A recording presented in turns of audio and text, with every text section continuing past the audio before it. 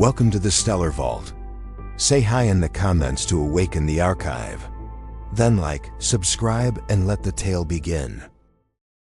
You are not dreaming.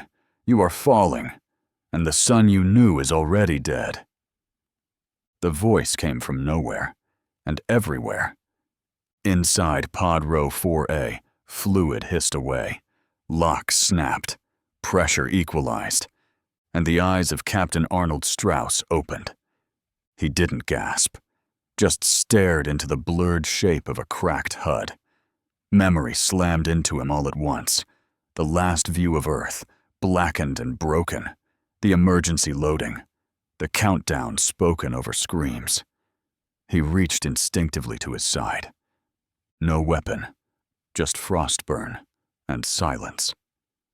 "Sig," he rasped. His voice was hoarse, throat dry as bone.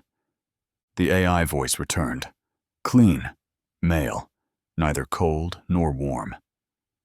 External viability, marginally acceptable. Atmospheric integrity, hold. Final directive, resumes. Strauss blinked up at the ceiling of the Ark's cryo chamber. The Ark trembled as it bit into the upper atmosphere of Cassandra 59, skin shearing friction, thermal plating groaning like a dying beast. Lights stuttered across cryogenic banks. Metal sighed under pressure. The ship had endured centuries of drift, but this was gravity's judgment. He sat up, groaned, his joints ached, but he was alive. "Did we make it?" he asked. No one answered. Not yet. By the time his boots touched the cryo floor, the room had warmed 5 degrees and thawed the bulkheads. His breath fogged. He ignored it. Strauss moved down the corridor with the slow certainty of someone counting graves. He touched the edge of one pod. Frosted glass. Interior. Fogged. Inside. A man. Face slack in permanent sleep. No pulse. Lights red. In the next, green light. Fingers twitching. He kept walking. A wall panel flashed once, then flickered into a stored message, pre-recorded by the ship's final sleeper rotation officer before her own pod locked shut. "We left a dead sun behind, but the fire never left us." Strauss stood motionless, jaw clenched. Then he turned away. The others would wake, or they wouldn't. Either way, command fell to him and again. The bay doors cracked open 32 minutes later. A gust of metallic air screamed into the threshold. Beyond it, Cassandra 59, or what remained of it. Strauss led the way down the ramp, his boots pressing into ash-covered soil. The sky hung low, copper gray and sour. A haze of dormant satellites limped overhead, cracked, ancient. Some blinked faintly, but most had long since gone blind. They stepped onto a world without sound. To the left, what had once been a communication tower stood half buried in vines. On the right, prefab housing pods collapsed under their own weight. Time had folded them into the dust. But there were no signs of war, no craters, no bones. Only absence. Strauss knelt, ran his fingers through the dry dirt, rubbed it between his calloused hands. No need to test for toxicity. Sig had already made the call. This was viable, but it didn't feel alive. Inside the command node of the Ark, technicians reanimated sleeping systems. Recyclers began filtering air. Surface drones pinged for terrain. Solar masts cracked upward from launch ramps and began to unfold. Juno, the youngest tech awake, flicked on the long-range band relay, rerouting a diagnostic into the satellite array. For a moment, nothing. Then came a pulse. Enemy. 17 minutes later, it repeated. Enemy. They traced the signal. Low band, looped, weak, but deliberate. Its origin, unclear. Not human. Not recent. Juno turned to Strauss. It's not a distress call. Strauss didn't answer. Sig's log flickered in the overhead display, then stabilized. The surviving crew gathered at dusk, 80 of them. Most stood stiff, exhausted, eyes still half glazed from the long freeze. No speeches, no flags, just breath in the cold. Strauss stood with his arms folded. He didn't raise his voice. This isn't first contact, he said quietly. It's what comes after failure. He pointed to the broken towers in the east, to the vines, to the dead. They were here. They're not now. But something remembers. No one argued. From the back, someone asked, "What do we call it?" Strauss thought for a second. Not Cassandra. That name died with them. We'll call it New Earth, but not out of hope, out of duty. Later, as night spread like oil across the sky, a forgotten satellite blinked to life in orbit. It had not moved in centuries, but now it turned, slowly, its lens aligned to the Ark's beacon. It pulsed once. A whisper, a memory, something recorded before the end of its creators. Down below, Sig processed the satellite's activation and stored the pulse data silently in his archive. He did not announce it. Instead, in a voice only Strauss could hear inside his neural HUD, he spoke once more. "You fled a dead star." "No," Strauss replied. "We carried it with us." They called it New Earth now. The words had barely settled when the first signs of tension sprouted from the ash. Captain Arnold Strauss stood at the perimeter wall, staring at the rusted remains of a colony survey beacon, half buried in dry soil. Wind swept flecks of rust through the air. No birds, no insects, just turbines, whining and boots crunching dust. New Earth wasn't dead. It had never lived. Behind him, the crew argued. Inside the hollowed-out command vestibule, once the Ark's hydroponic lab, Kalen Met stood ankle-deep in power cables, arms crossed and eyes narrowed. "The soil is nutrient-depleted, sure," he said, "but not inert. With reseeding, water reclamation, and proper radiation buffers." "It's ash, Met," Strauss interrupted. "Your optimism doesn't change the chemistry." The room stiffened. Ylvar Juno, hunched at a relay terminal nearby, didn't look up. He's not wrong about the readings. Sig logged trace potential for protein synthesis. Small scale, maybe fungus-level biomass. It's something. Strauss turned. His voice never rose, but it hardened. "We didn't come here to grow mushrooms. We came to live, and nothing lives in ash." Met his gaze. Maybe it could, if we stopped planning for failure. That landed hard. Silence followed. Even Sig remained still in the wall displays, his interface blinking quietly, refusing to mediate. Strauss broke it. "We build shelters, reconnect systems, reclaim orbit. Then we talk about farming." Met didn't push again. Not this time. That night, Sig's voice came unbidden through the Ark's internal comm grid. "Orbiting object. Activated. Path stabilizing. Non-human origin confirmed." The words hung in the air like a verdict. Ylvar turned to the feed window. A satellite. Not theirs. Ancient, rotating, and alive. It shimmered briefly across the horizon before slipping behind the curve of the planet. Ylvar adjusted his headset, fingers trembling slightly. "Sig, what's it transmitting?" The AI paused. A full 2 seconds. Echo fragment. Non-aggressive loop. Phrase. Query acknowledged. Await response. Strauss folded his arms, listening from the back of the relay hub.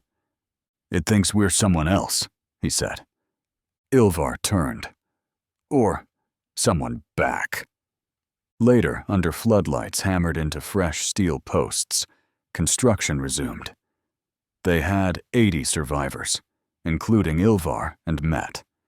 Some were engineers, others barely functional. Sig handled their vitals, but not their morale. Strauss never ordered rest, but he didn't stop it either. Around midnight, Juno approached Strauss with an image from a buried sensor relay they unearthed near the original colony ruins. Blackened stone, carved lines, glyphs. Rumar, Sig translated. Proto-symbolic script. Approximate reference. The kept vigil. Strauss stared at it. "They left watchers?" "They left custodians," Sig replied. Custodians, not machines. Not exactly, but not sentient in a way humans understood. They'd been left behind by the Rumar, a species whose cities once dotted this world, a species now absent, but not entirely forgotten. The custodians had maintained orbital drift, power beacons, and, it seemed, memory protocols. Yet none had been seen. Not directly. Only signs. Pings. Static pulses. Whispers. Strauss didn't sleep that night. By morning, the tone of the crew had shifted. Quiet excitement. Even Kalen Met, who often challenged Strauss, had redirected his frustration toward productivity. He began mapping a sector for rewilding, maybe not for crops, but for oxygen-repairing moss layers. Ilvar, meanwhile, built a private signal fork into his compad, against Sig's recommendation, hoping to trace the custodian signals back to their source. What came through wasn't location data, it was video. Short, fragmented, first-person footage, alien architecture, worn corridors, scanning beams, and in one frame, a human ark drifting silently in the void. Not their ship. Horizon's wake. Something else. Forgotten. Lost. Strauss watched the footage twice. Then he locked it in his private file. "Sig," he said. "Yes, Captain." "Tell me we're not already too late." The AI paused again. "Time is not the enemy, Captain. Memory is." That evening, a tremor shook the command compound. Subtle. Localized. Strauss drew his weapon, a relic in itself, and stepped into the copper dusk. There, along the perimeter line, they found the first mark. Not a threat, not a warning. A symbol burned into the outer wall plating. A Rumar glyph, translated by Sig in 3 words. "You are seen." The wind scraped softly across the northern edge of landing zone Echo, carving lines through the ash-coated grass like a stylus across memory. 1 week into the settlement effort, Captain Arnold Strauss stood atop a shallow ridge, watching the crews wrestle with scaffolding that refused to hold its shape. 3 times they'd raised the perimeter antenna. 3 times the wind, or something in it, had bent the aluminum back into its prior form. Behind him, Sig's voice murmured over internal comms. "Terrain composition unstable. Fiber memory weave detected. Artificially regenerative structure likely. Classification: unknown alloy." Strauss exhaled slowly through his nose. "It's not soil," he muttered. "It's recall." He climbed down from the ridge, boots crunching over ground that resisted scarring. They'd driven a survey drill 6 meters deep yesterday. This morning, it was as if the drill had never been there at all. Met knelt beside a small housing unit that refused calibration. "We're losing hours fighting the terrain, Captain. At this rate, even the solar mesh won't seat properly." "It's not the mesh," Juno said from the shade of the ridge. "It's the planet." Strauss turned. "Meaning?" Juno tilted his head, eyes still locked on his datapad. "Meaning, the surface is trying to remember what used to be here. We're laying new bones on old ones." Later that evening, Sig's voice interrupted the mess rotation. "Deep scan anomaly. Uplink residue detected. Subterranean origin. Signature cross-references with ARC series comm relays." Strauss froze mid-step. "Another ARC?" "Designation: ARC 7. Official status: lost. Year of separation: unknown. Logs encrypted and partial." Strauss requested full routing and had it fed through his retinal HUD.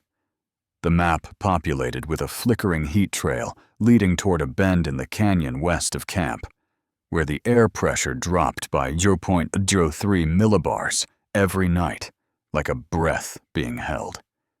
"Anyone else know?" Strauss asked quietly. "Not yet," Sig answered. "Data unstable. Partial audio retrieved. Warning: psychological distortion detected." Strauss triggered playback. Faint voices. Static. And then softly. "Memory access failure. Restore. Restore. Please." Strauss muted it. "Bury it under system-locked encryption. I want no ripple effects until we understand what it is." Acknowledged. Just past midnight, alarms ripped through the comm. Strauss snapped awake. Outside, floodlights were already arcing toward the northwest fence. "Perimeter drone 2, Met's voice came over comms. "It's gone dark, mid-scan." Strauss jogged toward the disturbance, Juno close behind. They met Met and a young tech named Volk, crouched near the impact point. What was left of the drone lay in a neat pile, not exploded, not melted, dismantled, deliberately. "Wiring's been uncoupled," Met whispered, eyes wide. "Not torn, unplugged, like it was studying." Next to the wreckage, prints in the mud, humanoid, bipedal. But the step impressions were too symmetrical, too centered. Strauss stared down at them. "Not boots." "Sig," Juno said, "what do you see?" "There was learning," Sig responded after a long pause. "Not damage. Emulation." The pulse hit just after dawn. Volk had returned to the signal tower alone, against protocol. He radioed in, laughing about a sensor fix. Then the line cut mid-sentence. By the time they reached him, he was on the ground, stunned but breathing. No open wounds, just a spatter of red across one temple and a sizzling scorch on his outer vest. From the tree line, they glimpsed it, not clearly. A shape. Humanoid proportions, but gliding rather than walking. It paused, almost waiting. Then vanished. Juno, kneeling beside the scorch mark, found something half buried in the moss. A piece of armor, human-sized, smooth, synthetic, and engraved in lines that weren't language so much as memory. A nameplate, maybe, in a tongue long forgotten. Strauss turned it over, held it to the sun. "That wasn't a scout," he said quietly. "That was a mirror." He didn't sleep. No one really did. The next night, as the air thinned and the perimeter lights cast long shadows, the mountain glowed again. Same mountain.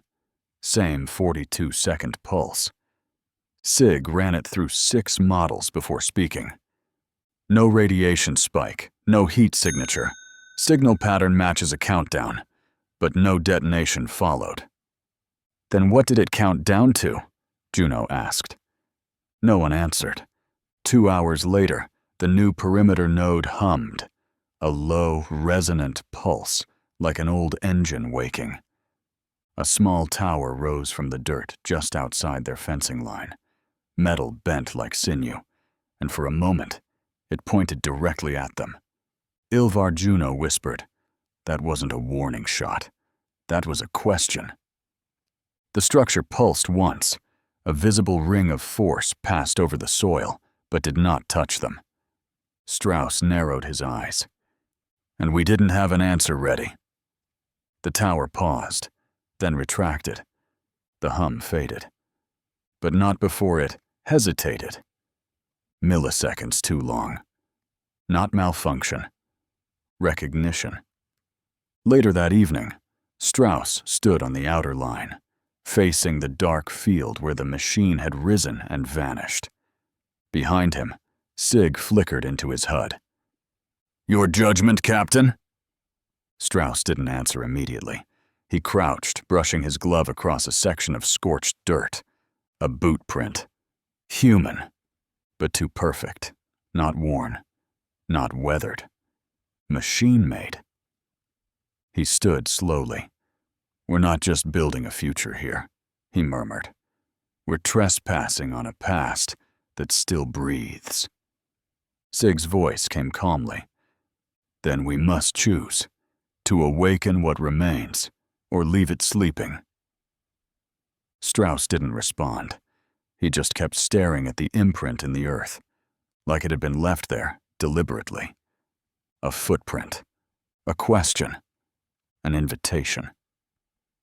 The third time Met reported the same anomaly, Strauss turned away from the wall terminal and simply said, "Log it again. 600, minor signal drift. 601, same report, same numbers. 602, Met stood beside the same receiver dish and swore he'd already written the day's log twice. And then came the kicker. Strauss found his own journal entry, time-stamped for tomorrow. Sig's voice broke in across Strauss's private line, level but distant. "Sub-relay theta interference escalating. Memory event artifact detection. Probable. Recommend minimal cognitive exposure." Strauss didn't bother asking what that meant. Sig never gave warnings unless the system believed damage had already begun. They suited up. Met joined him at the hatch, helmet tucked under one arm, knuckles white. "You sure we want to walk into this?" "No," Strauss replied, "but I'm sure I don't want to let it walk into us first." They took 2 security crew, Rios and Fenn, and descended beneath the forward perimeter into the uplink shaft. The tunnel wasn't natural, not even ancient construction. It was grown. Its walls shifted subtly with light, like circuitry and bone braided together. Alloy blended with memory-responsive filament, humming in low pulses like something dreaming beneath the surface. About 20 meters in, Strauss felt something twist in his gut. He turned to say something to Met, only to find Met already watching him. "I was about to ask you the same thing," Met muttered. "Like we've already had this conversation." Strauss just nodded. He'd felt it too. They moved deeper. At Subrelay Theta's core, they found what should have been a collapsed junction, fused metal and blackened nodes from a centuries-old system. Instead, it had shifted open, like a mouth parting under pressure. A platform extended itself without touch. Sig's voice whispered over private comms, but not directly. It sounded delayed. "Active relay structure. Warning. External influence confirmed. Organic signal patterns." Then the comms cut. From the core emerged a voice. Not Sig. Not human. "Request. Context," it stuttered. Classification: Homo sapiens. Terra seeded. Query: still. Morning. Strauss froze. Met reached for his sidearm, but stopped when the structure, a cluster of spires that had bloomed silently out of the floor, began to hum, then suddenly halted. Not a clean shutdown. A pause. Too long for automation. As if it hesitated. As if it recognized something. Juno's voice echoed faintly from the surface comm relay, patchy and quiet. That wasn't a warning shot. That was a question. Strauss, low and grim, responded without blinking. And we didn't have an answer ready. A mechanical shriek tore through the substructure, and shapes came fast. Not bullets, not fire. Figures, tall, armored, human-shaped, but faceless, emerged from lateral corridors. One leapt from the wall and knocked a technician backward into a steel pillar. Another swept at Met, pausing mid-motion when its sensor node locked onto his face. It froze.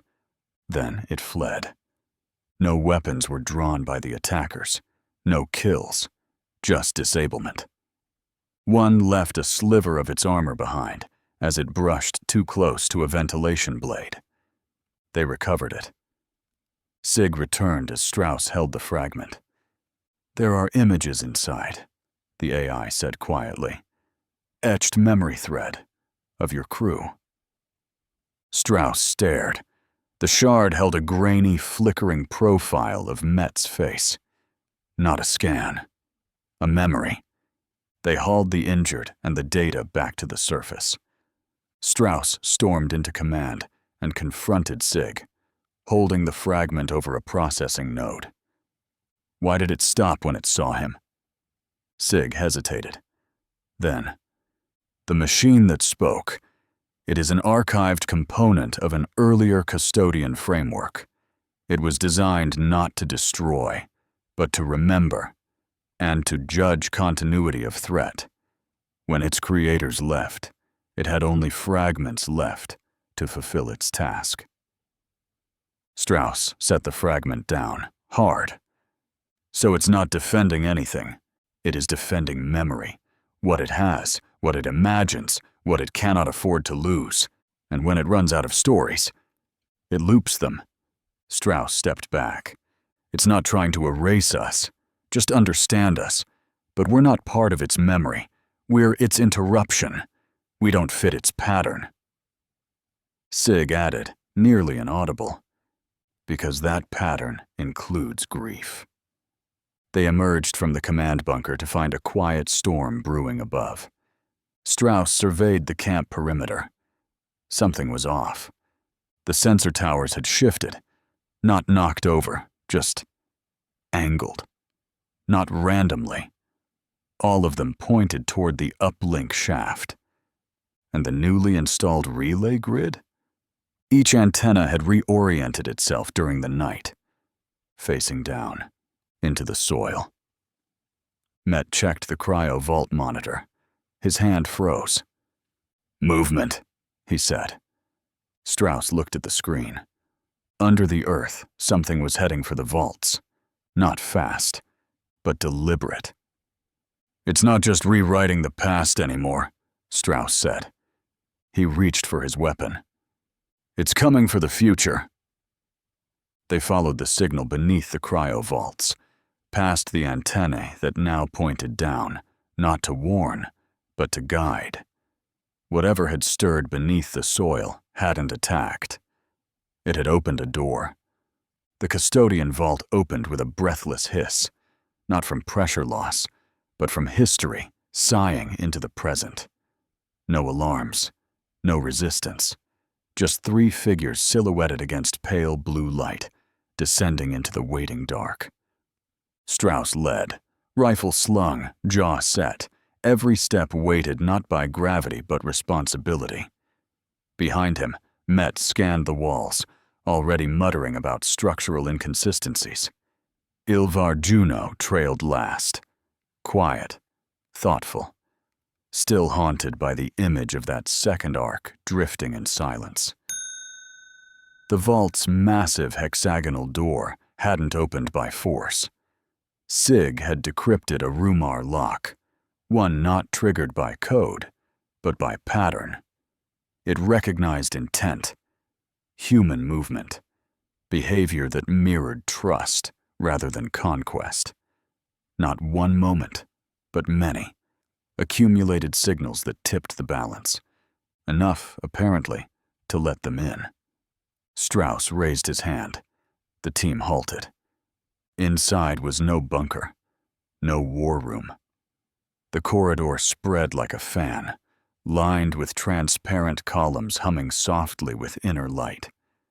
Suspended inside were projective cores, lenses and discs turning slowly in airless rhythm, flickering now and then with dim pulses. Not aiming, not threatening, just observing.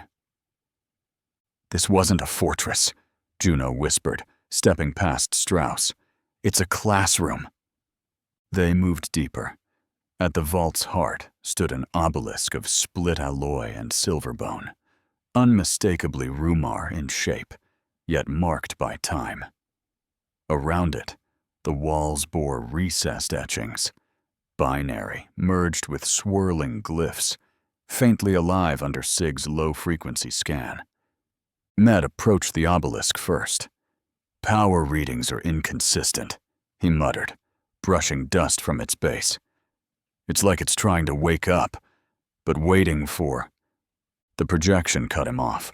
Light flared in midair, grainy, fractured, and then focused into a Rumar council chamber, rendered in ghostly detail. 7 Rumar, towering, cloaked in robes that flowed without motion. Not faces, shapes of light and geometry circling one another. They were speaking. Sig's translation staggered, skipping syllables, reconstructing intent more than language.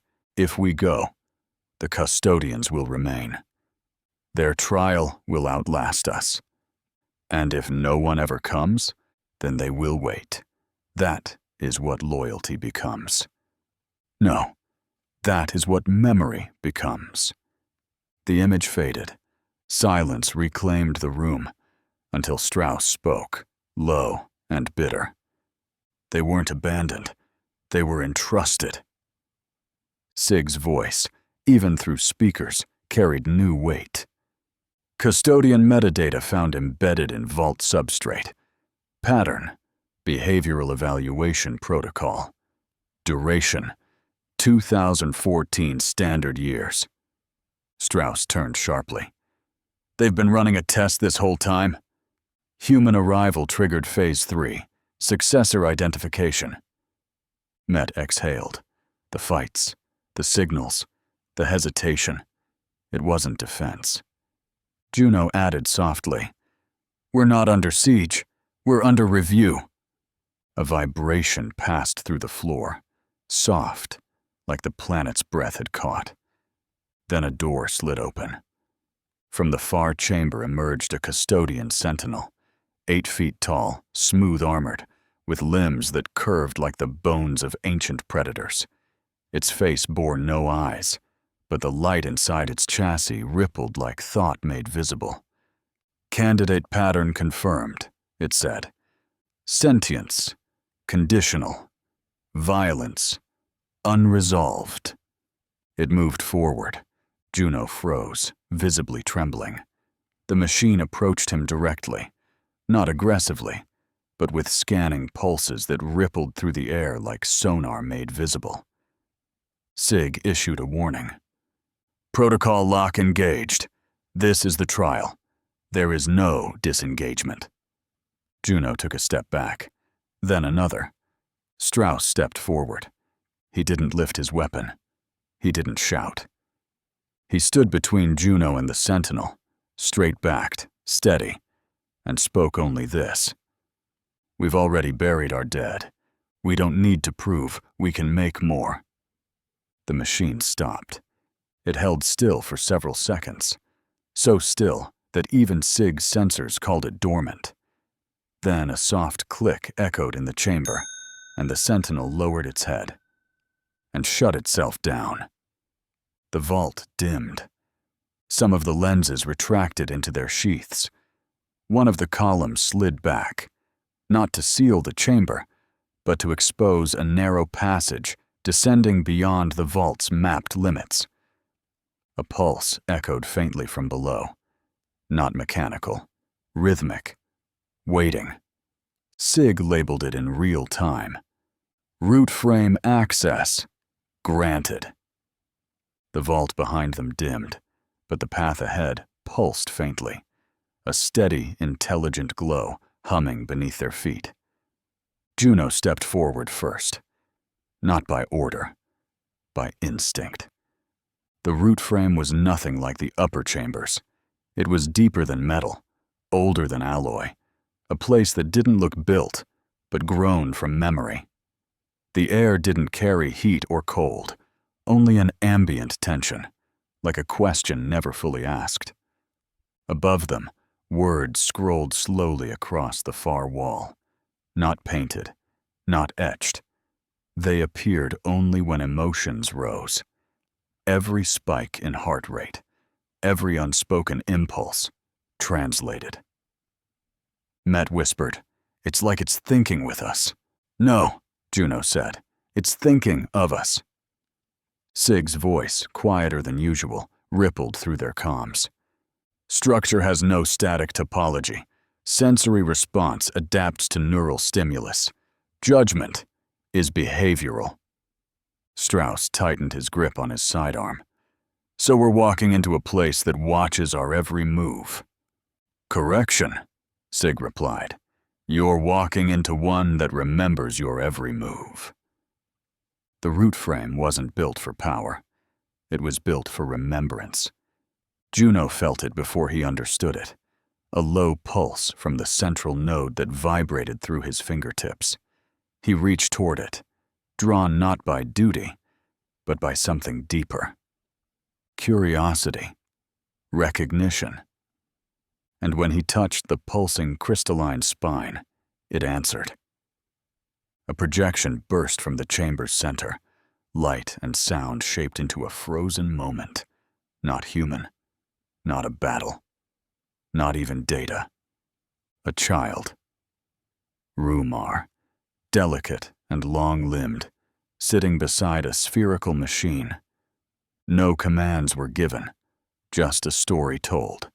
Images played from fingers across the machine's surface, like a parent reading to a child who'd outlived them. The machine didn't respond with action. It responded with silence. Listening. Juno staggered back, overwhelmed. "The custodians weren't built to obey," he whispered. "They were built to remember." Strauss didn't approach the node. He stood at a distance, steady but alert. "Sig, what's this chamber capable of?" The root frame stores conditional logic built on long-cycle analysis. It does not evaluate command structure. It evaluates intent. Met stepped forward, eyeing the glyphs. "And if it doesn't like what it sees?" "Containment protocols may activate," Sig replied. "Like what?" Met asked. "Fire, lockdown, psychological containment, isolation fields, neural mapping loops."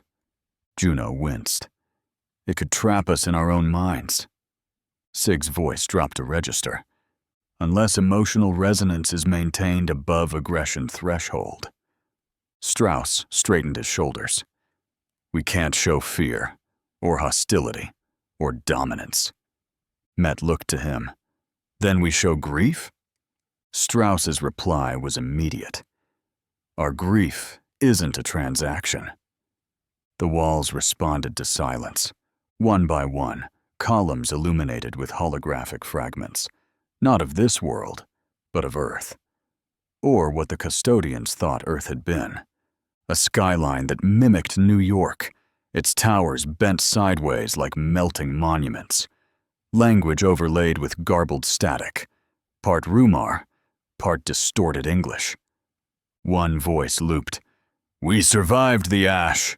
We were light after loss." But none of it was right. A gravestone stood in the center. It bore no names, just the image of a tree burning under starlight. Met shook his head. They didn't forget us. They just never knew us. They're trying to imagine who we were, and they got it all wrong. No one saw Juno slip away. He moved without noise, back toward the core interface. His fingers twitched near his collar, pulling free the neural link cable he wasn't supposed to use. Sig's voice flared suddenly. "Ilvar Juno, stand down. Unauthorized link may corrupt." "Override," Juno whispered. "I need to show them who we are." He connected. Pain hit like cold fire. Not burning, but flooding. And then, exchange. The custodians didn't attack. They opened, and in return, Juno remembered. He was in cryo. First awakening. Cold lungs. Sky wrong. Stars unfamiliar. Sig's voice. "Breathe. You are alive." The horror of knowing Earth was gone. The grief of realizing no one was waiting. And then, a second memory, not his own. Two Rumar, siblings, standing before an enormous structure, light spiraling around them. "It's time," said one. "Will the ones after us deserve it?" asked the other. The vision faded. Juno collapsed to the floor, hands clutching his temples. Met caught him mid-fall, shouting, "He linked! Damn it, Strauss! He linked without—" Strauss didn't move.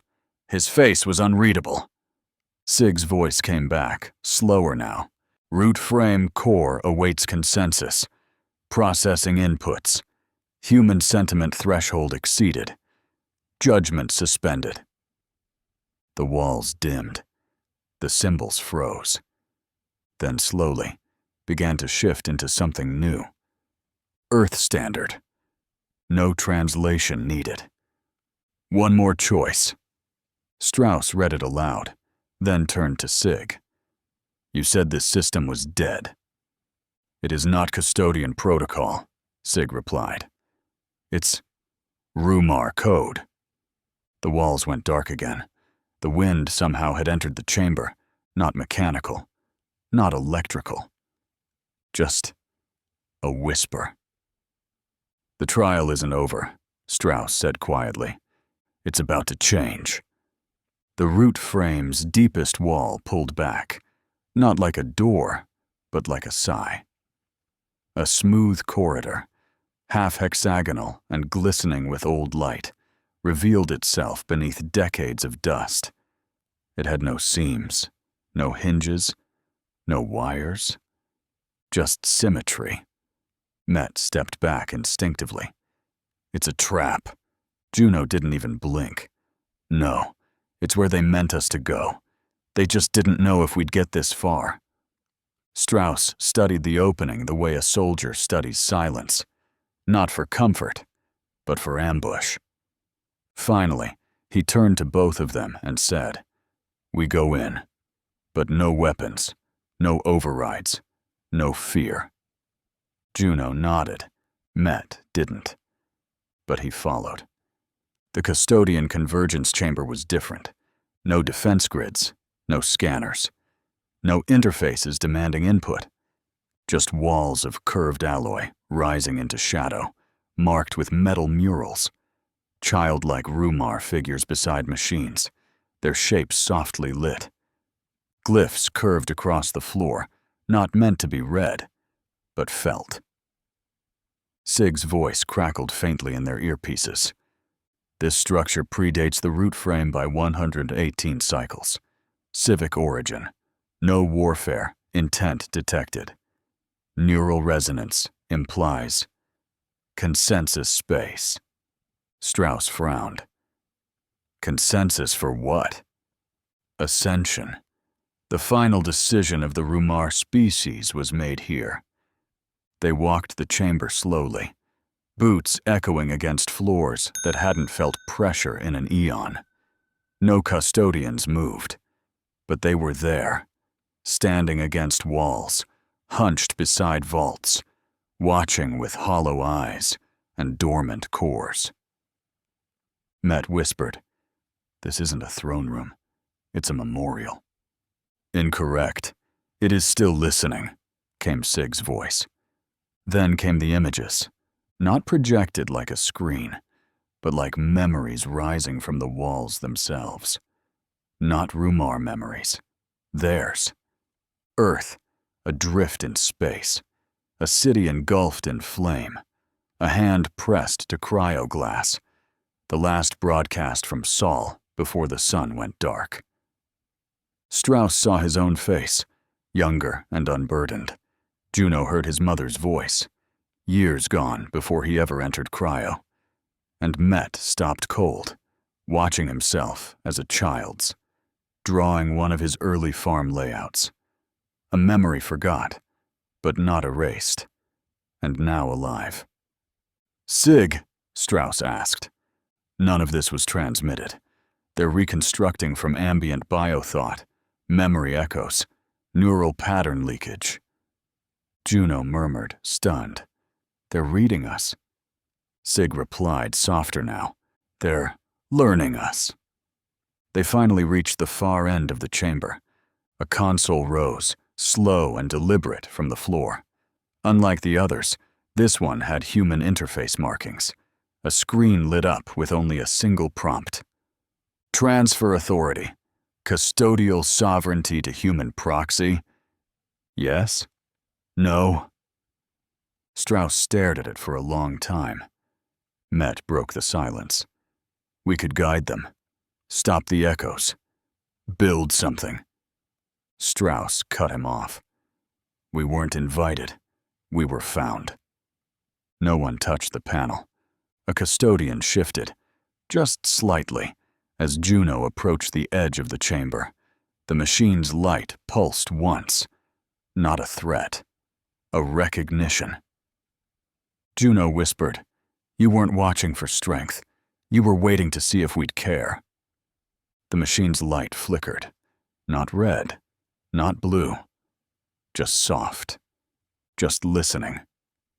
Strauss called them back. They gathered in front of the console, but no one reached for it. Instead, one by one, they placed something at its base. Strauss set down a sealed pouch of earth soil, still wrapped in polymer. Not for farming, just proof. Met slid forward a data cube, school layouts, irrigation maps. Quiet futures. Juno hesitated, then placed a weather-worn photo. Not of Earth, of the crew, frozen in cryo, still dreaming. Sig's interface flickered. "Witnessed." All at once, the custodians powered down. No spark, no shutdown sequence, just stillness. Sig's voice came through after nearly a minute of silence. "Custodial protocol has transitioned to passive. All active monitoring functions remain. No further engagement expected." Strauss blinked. That's it? They were waiting for one thing, not dominance, not genius, just restraint, Sig added. As they exited the convergence chamber, the door didn't close behind them. It remained open, the way a page stays open after you've finished reading. Sig captured the final signal from the root frame. It didn't match any custodian syntax. The memory of choice is stronger than its outcome. 3 months later, dawn didn't rise over New Earth. It returned, refracted, hesitant, scattering across frost-hardened soil and the husks of custodian towers, which no longer scanned or signaled. They simply stood, hollowed by purpose, catching light without using it. Strauss stood alone on the ridge above the root frame site. The ground no longer trembled beneath his boots. It had settled, as if the world itself had exhaled. In his hand, a weathered brass fragment. Project Hori. He brushed away the dust. The name wasn't important anymore. They had called it New Earth. Now, it was in the valley below. Kalen Met coordinated the dome frame, mesh shimmering with solar gel, irrigation lines snaking through the soil. Ilvar Juno sat nearby, tracing something into a datapad. A dormant custodian stood beside him, motionless, its surface faintly pulsing as if still listening. They no longer moved, but they remained, and that was enough. Inside the command trailer, Sig's voice broke the stillness. No change in custodian patterns. Solar intake continues. No computational activity detected. Strauss didn't glance at the display. He already knew. The machines hadn't shut down. They had stopped asking. Not in surrender, but in trust. Later, the first long-range beacon was activated. Its message wasn't a distress call. It was an invitation. This is New Earth. We are survivors of Sol. We made it, not because we fought, but because we listened. If you hear this, know. The sun we lost never returned, but morning still found us. Sig translated it into 12 languages. One of them was Rumar, a language that hadn't been spoken in millennia. But now, it carried human breath. That night, Strauss stood alone beneath stars he didn't recognize. He would, eventually. They all would. Sig's voice came through his earpiece. No HUD, no prompt, just voice. Captain, may I share a human word I have come to admire? Strauss nodded once. Go ahead. Home, he smiled, and for the first time since waking, he believed it.